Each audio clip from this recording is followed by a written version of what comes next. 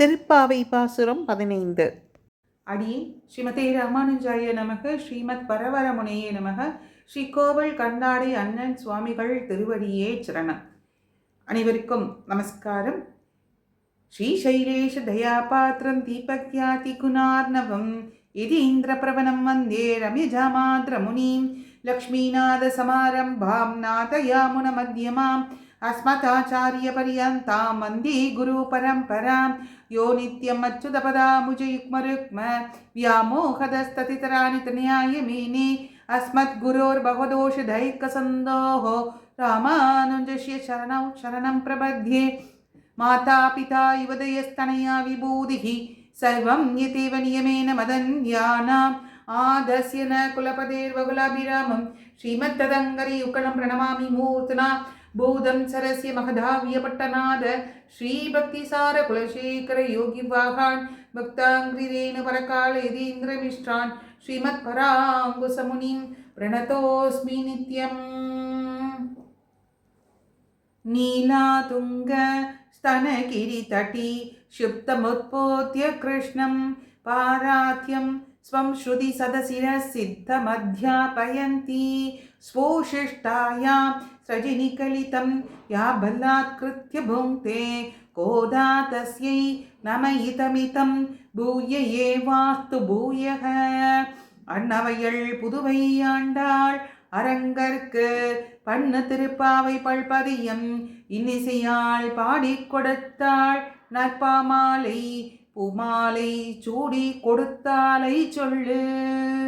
சூடி கொடுத்த சுடற்கொடியே தொல்பாவை பாடியுள்ளவள்ள பல்வளையாய் நாடினி வேங்கடவர்க்கு என்னை விதியின்றி மாற்றம் நாம் கடவா வண்ணமே நல்கு. மார்கழி மாதம் தொடங்கி இன்று 15 நாட்கள் ஆகின்றன. இந்த திருப்பாவையில் 15வது பாசுரத்திலே ஆண்டாள் நாச்சியார் எல்லே இளங்கிலியே என்ற பாசுரத்தில் மிக வித்தியாசமான முறையில் இதில் எழுதியிருக்கிறார். அற்புதமான ஒரு நடைமுறை பேச்சுக்களை கொண்டு வந்திருக்கிறாள். எல்லே இளங்கிலியே, வட்டார வழக்கு என்று சொல்லக்கூடிய எலே என்று அழைப்பது போன்று இங்கே அந்த கோபிகையை எழுப்புகிறார். இந்த கோபிகை எப்பேற்பட்டவளாம்? இவளுக்கு ஆசையாம் இந்த கைங்கரியத்திலே கூடியிருக்கக்கூடிய அனைவரையும் பார்க்க வேண்டும் என்ற ஆசையாம். அது மட்டுமல்ல, இந்த கூட்டத்தை எல்லா பெண்களுடைய கூட்டத்தையும் காண ஆசைப்பட்டு கொண்டிருக்கிறார் இவளுடைய அந்த பாவம் எப்படிப்பட்டதாம்? பாவதோ தாசியம் என்று சொல்லக்கூடியதை இந்த பாசுரத்தின் மூலமாக நடுநாயகமாக இந்த பாசுரம் அமைந்திருக்கு. 30 பாசுரங்களா? 30 பாசுரங்கள்ல இது 15வது பாசுரம். அந்த 15வது பாசுரம் நடுநாயகமாக என்று சொல்லக்கூடிய இந்த பாசுரத்தில் எல்லே இளங்கிலியே என்று பாகவத தாசியத்தை இங்கே எடுத்துச் சொல்கிறாள் ஆண்டாள் நாச்சியார்.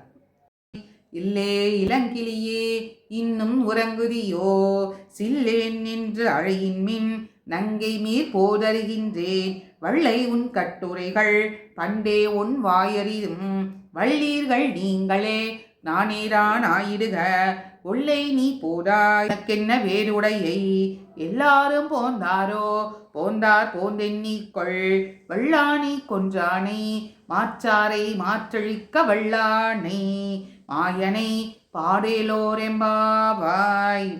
இளம் கிளியே, பேச்சிலும் அழகிலும் மிக சிறந்தவளாக இளமை ததும்பும் கிளியாக இருக்கக்கூடியவளே இளம் கிளியே, எல்லே உன் பேச்சின் இனிமையை இங்கே சொல்கிறது ஆச்சரியத்தோடு. எல்லே, ஆஹா இவ்வளோ அழகா இருக்கு உன்னுடைய குரல், பேச்சின் இனிமை என்று எல்லோரும் வந்து நின்ற பிறகும் தூங்குகிறாயோ?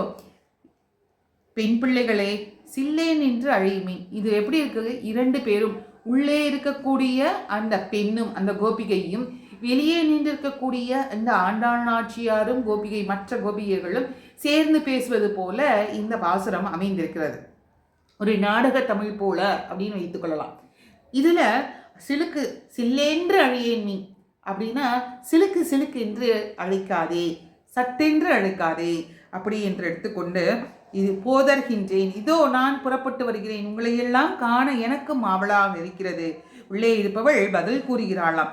வள்ளே உன் கட்டுரைகள் அப்படின்னா வாய்ப்பேச்சில் நீங்கள் சிறந்தவராக உன் கட்டுரைகள் உன்னுடைய கடும் சொற்களையும் நெடுங்காலமாகவே நாங்கள் அறிவோமே என்று எழுப்பவர்கள் சொல்வதற்கு நீங்கள் வல்வீர்கள், நீங்களே. ஏன்னா ஆண்டாள் நாச்சியாருக்கு ஏகார பிராட்டின்னு ஒரு திருநாமம் உண்டு. எல்லா இடங்கள்லையும் ஏ என்ற அந்த ஏகாரத்தை கொண்டு அறுதியிட்டு சொல்வதனால ஏகார பிராட்டி என்ற திருநாமம் உண்டு. நெடுங்காலமாகவே நான் உன்னுடைய பேச்சுக்களை எங்களுக்கு தெரியும், நாங்கள் அறிவோம். எழுப்புவர்கள் சொல்ல நீங்களே, ஆமாம் ஆமாம் நீங்களே, எங்கள் எதிர்வாதம் செய்கிறாள் அல்லவா அந்த பெண். அவள் சொல்லுகிறாளாம், நீங்களே தான் வாய்வன்மை உடையவர்கள், எல்லாம் நீங்களாகவே இருக்கட்டும் பரவாயில்ல அப்படின்னு அந்த பெண் சொல்கிறாள். உள்ளிருப்பவள் சொல்ல உங்களுக்கு நான் என்ன செய்ய வேண்டும் என்று அந்த பெண் கேட்கிறாள்.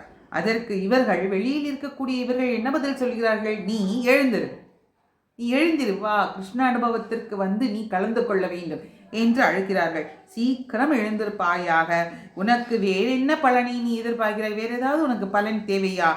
உனக்கு என்ன வேறு உடையை, உனக்கு வேற ஏதாவது பலன், சிறந்த பலன் வேணுமா? எல்லாரும் போந்தாரே, எல்லாரும் யாரெல்லாம் வந்தனர் என்று உள்ள இருக்கக்கூடியவள் கேட்கிறார். எல்லாரும் போந்தாரே, எல்லாரும் வந்தாச்சா கேட்க, போந்தார், எல்லாரும் வந்தனர். போந்து எண்ணிக்கொள், நீயும் வந்து எண்ணி பார்த்துக்கோ. பாரு, நாங்கள் எல்லாரும் வந்தாச்சு, நீ வேணா வந்து சரிபார்த்துக்கொள் என்று உள்ளிருப்பவள் சொல்ல, வல்லானை உள்ளிருப்பவளுக்கு இவர்கள் பதில் சொல்ல, நான் வந்து என்ன செய்ய போறேன் அப்படின்னு அவள் கேட்கிறாளாம். அடுத்து என்ன சொல்கிறாள்? வல்லானை, பீட யானையை கண்ணன் வந்து வதம் பண்ணினான் இல்லையா, அதை வல்லானை மாற்றா, வல்லானை கொன்றானே, குவளையா பீடம் என்னும் யானையை அழித்தவனே. அடுத்து வல்லானை கொன்றானை, மாற்றாரை மாற்றழிக்க வல்லானை. மாற்றழிக்கன்னா இங்கு விரோதிகளை அவர்களுடைய அந்த பலத்தை அழிக்கக்கூடியவன், இல்லாது செய்யக்கூடியவன், சத்துருக்களின் அந்த பலத்தை இல்லாது செய்யக்கூடியவனாக மாற்றாரை மாற்றழிக்க வல்லானை. அவ்வளவு திறன் படைத்தவன் அந்த வல்லவனை நாம் போற்றுவோம். வல்லானை அந்த மாயனை, மாயங்களை செய்யக்கூடியவன், பலவிதமான ஆச்சரியங்களை செய்யக்கூடிய அந்த மாயனை, அந்த கண்ணன் எம்பெருமானை பாட நீ எழுந்திரு, மாயனை பாடேலோர் எம்பாவாய், வா பாடலாம், அந்த மாயனை நாம் பாடலாம் என்று ஆண்டாள் நாச்சியார் இதிலே கூறுகிறார். இதில் மேலோட்டமாக நாம் இப்போ இதில் பார்த்தோம் இல்லையா, இதில் என்ன அப்படின்னா, இந்த பாசுரத்தில் ஒரு நகைச்சுவை படிக்க இந்த பாசுரம் அமைந்திருக்கு. என்ன நகைச்சுவை? ஒரு இரு பெண்கள், அதாவது வெளியிலே மற்ற கோபியர்கள் 5 லட்சம் குடியிருக்கக்கூடிய அந்த கோபி ஆய்ப்பாடியிலே கோபிகைகள் எல்லோரும் எழுந்திருந்து வந்திருக்கிறார்கள். உள்ளே இருக்கக்கூடியவள் இவள்தான் கடைசி கோபிகை. இந்த கடைசி கோபிகை 6 முதல் 15 வரை 10 கோபிகைகளை ஆண்டாள் நாச்சியார் எழுப்புகிறார். இந்த கோபியை எழுப்பும்போது மிக அழகாக எல்லே, அழகான இளம் கிளியே என்று செல்வது போல வட்டார வழக்கையும் மதுரை பக்கமெல்லாம் சென்று பார்த்தோம் என்றால் எலே என்று கூப்பிடுவது வழக்கமாக உள்ளது. அந்த மாதிரி வட்டார மொழியையும் இங்கே சேர்த்து சொல்வதாக நாம் நினைத்து கொள்ளலாம்.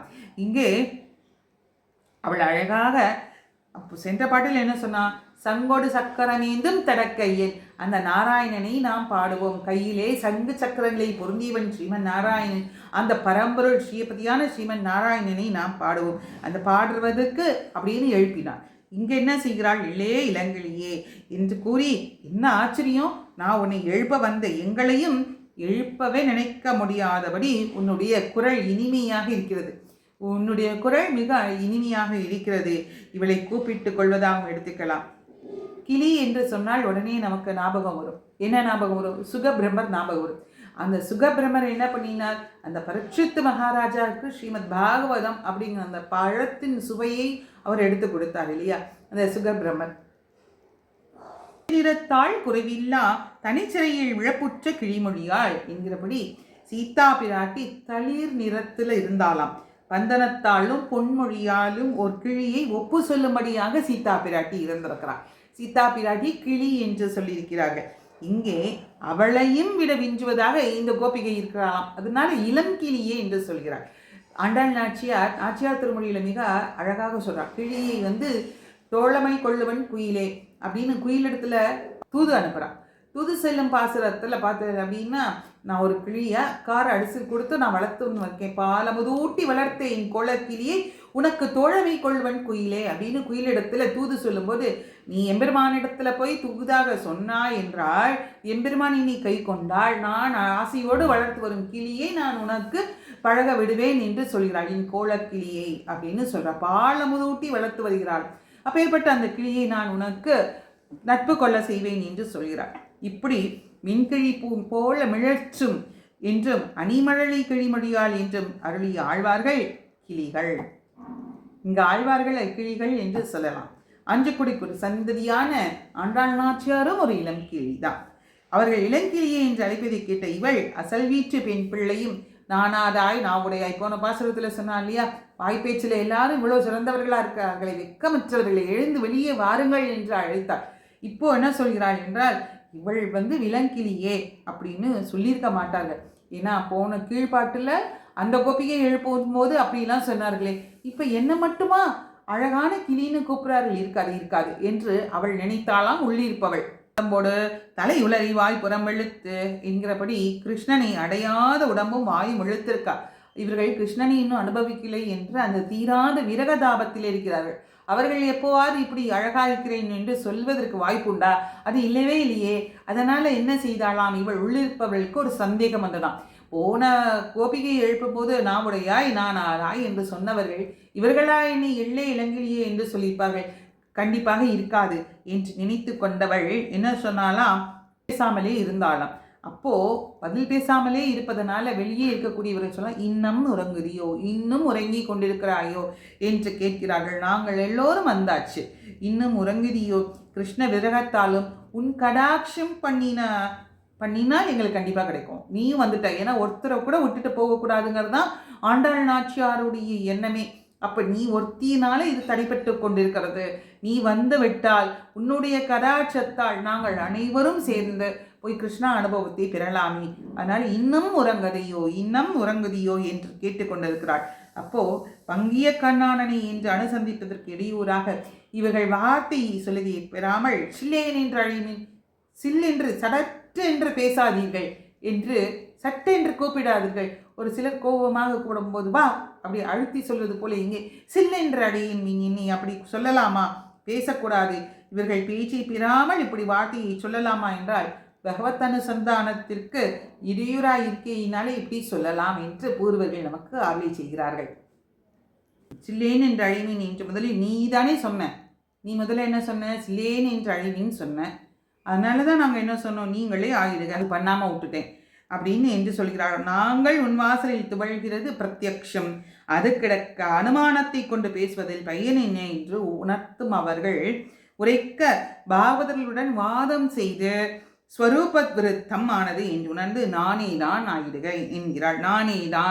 நானே தான் ஆயிடுக என்று என்ன அர்த்தம் அப்படின்னா, சிலர் என்ன பண்ணுவாங்க, குற்றம் ஆமாம் நான் தான் பண்ணேன் போ இப்போ என்ன அப்படின்னு கேட்பார்கள் இல்லையா. சில இடங்கள்ல யாராவது குற்றம் பண்ணினா இனி இப்படியெல்லாம் பண்ணலாமா அப்படின்னு நம்ம கேள்வி கேட்டோம்னா சில சமயம் அவர்கள் செய்யாமலே கூட இருந்துருக்கலாம். ஆனால் கோபத்தில் என்ன சொல்வார்கள், சில நேரத்தில் ஆமாம் நான் பண்ணேன் இப்போ என்ன அப்படி கேட்பார்கள். அதுபோல் நானே தான் ஆயிடுக, அது இல்லை என்று செய்ய முற்படாத இசைகை. இது வைஷ்ணவ லட்சணத்தை இங்கே சொல்கிறார். எப்போதும் ஒருவருக்கொருவர் தாசியத்துடன் இருக்க வேண்டியிருப்பதை விரும்புவார்கள். ஒருத்தருக்கு ஒருத்தர் அடியே எனக்கு ஒன்றுமே தெரியாது, கிஞ்சித்தும் எனக்கு ஒன்றும் தெரியாதுன்னு சொல்லுவோம்.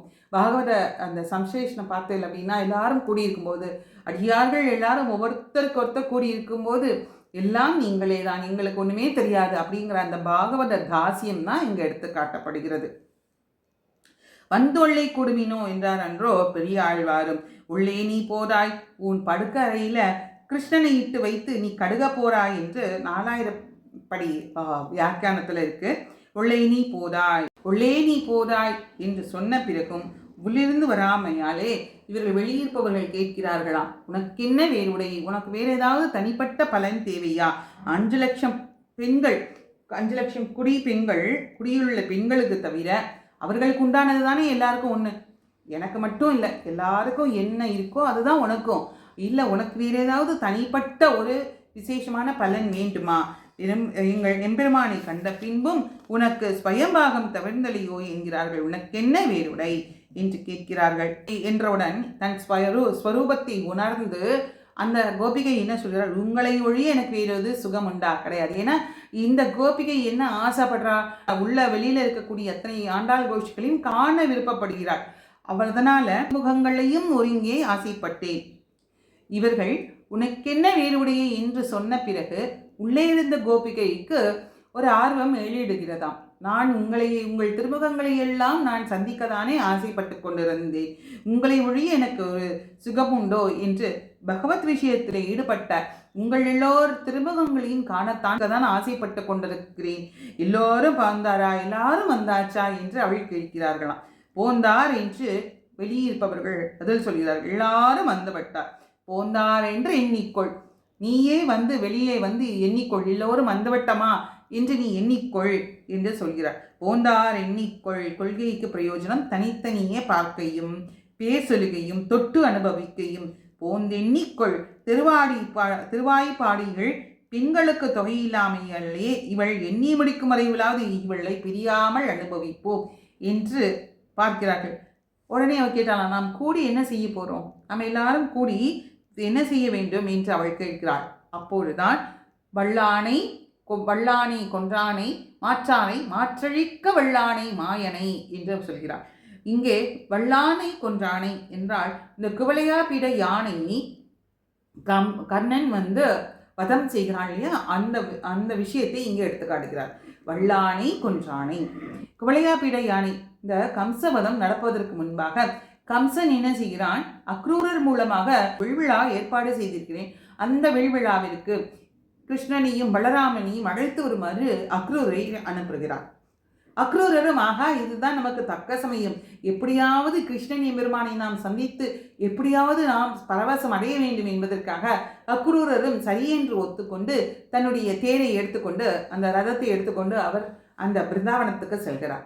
அங்கே போகும் வழியெல்லாம் கீழே உருண்டு பிறண்டு, ஆகா கிருஷ்ணன் விளையாடிய மண் அல்லவா இது, கிருஷ்ணன் நீராடிய நதி தீரம் அல்லவா இது என்று யமுனையெல்லாம் தொட்டு பார்த்துவிட்டு யமுனையிலே குளித்துவிட்டு இப்படியே அந்த மண்ணெல்லாம் உருண்ட புரண்டு தன் தலையிலே எல்லாம் இட்டு கொண்டு அவன் பிருந்தாவனத்திற்கு சென்று அங்கே கண்ணனை அழைத்து பலராமனை அழைத்து கொண்டு அந்த யமுனா தீரத்திலே தன்னுடைய மாத்தியாயனம் சொல்லக்கூடிய சந்தியாதன காலங்களெல்லாம் கடமைகளெல்லாம் செய்துவிட்டு மீண்டும் மதுராவுக்கு அழைத்து வருகிறார். அப்படி மதுராவுக்கு அழைத்து வரும் காலகட்டத்தில் தான் மாலாக்காரர் ஸ்ரீமாலாக்காரர் அந்த வஸ்திரம் கம்சனுக்கு வஸ்திரம் கொண்டு போகும் அவரையும் அந்த குப்ஜை என்று சொல்லக்கூடிய நாமத்தை உடைய திருவக்ரா அவளையும் கூனி என்றவளையும் அவன் கண்ணனை பெருமான் சந்திக்கிறான்.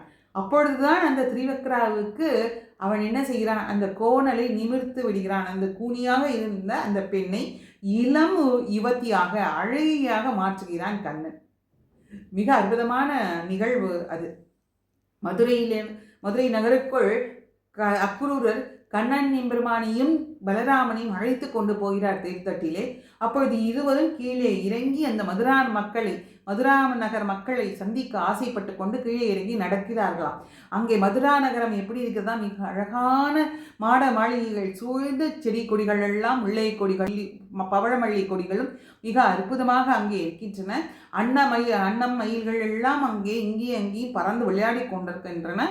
எல்லோரும் ஒருமாக நின்று அந்த மதுரா நகர மக்கள் அனைவரும் வேடிக்கை பார்த்து கொண்டிருக்கும் போதுதான் இந்த மாலாக்காரர் வீட்டுக்கே சென்று கண்ணன் அவனிடத்திலே மாலையை வாங்கி போட்டுக் கொள்கிறான். அடுத்து வஸ்திரம் கேட்கிறான், ஆனால் அவன் தரவில்லை. அதற்கப்புறம் அவன் என்ன செய்கிறான் என்றால் அந்த கூனி திரிவக்ரா என்று சொல்லக்கூடிய கூனியின் முதுகை நேர்படுத்துகிறான். அவள் யார் என்றால் அவள் கம்சனுக்கு சந்தனம் பூசும் அந்த சந்தனத்தை அழைத்து கொண்டு செல்லும் ஒரு பணிப்பெண். அந்த பணிப்பெண்ணுக்கு பிறந்த முதலே அவளுக்கு கூன் இருந்துதான். அவள் என்றாவது ஒரு நாள் கண்ணன் எம்பெருமான் வருவான், தம்முடைய குறையை தீர்ப்பான் என்ற மகா விசுவாசம் அவளிடம் இருந்ததான். இவள் என்ன செய்கிறாள், இந்த திரிவக்ரா ஓரமாக நின்று கொண்டிருக்கிறாள். இவள் என்ன செய்கிறாள், இந்த சந்தனத்தை கண்ணனுக்கு தடவிவிடுகிறாள். கண்ணன் எம்பெருமான் அவள் அருகிலேயே வந்து ஒரு கையை அவளுடைய தாடையிலே வைத்து ஒரு கையை முதுகில் பிடிக்கிறான். கட்ட விரலை தன்னுடைய காலால் மிதித்து அவளுடைய 3 கோணல்களையும் அவன் என்ன செய்கிறான், சரி செய்கிறான். அதன் பிறகு நேராக மதுரைக்குள்ளே செல்கிறான். அப்போ அந்த குப்ஜி சொல்கிறாள், கண்ணா அவளுக்கு பார்த்தவுடன் பரவசமாகி விடுகிறாள். கண்ணனிடத்தில் தீராத அன்பு வருகிறது. தன் கையில் கம்சனுக்காக அரைத்த அந்த சந்தனம் இருந்தது, அந்த சந்தனத்தை கண்ணன் எம்பெருமான் மீது அப்படியே பூசி விடுகிறாளாம். அவள் அந்த சந்தனத்தை அத்துணையும் பூசி விடுகிறாளாம். கம்சனுக்கு தெரிந்தால் திட்டினாலும் பரவாயில்ல, என்ன வேணா பண்ணினாலும் பரவாயில்ல, என் கண்ணன் எம்பெருமானுக்கு அப்படின்னு அதெல்லாம் தடவ விடுகிறாளாம். இந்த கண்ணனும் பலராமனும் மதுரை உள்ளே போகிறார்கள். அங்கு கம்சன் விழா எடுக்கிறதுக்கு அடுத்த நாள் காலை தயாராகி இருக்கிறது.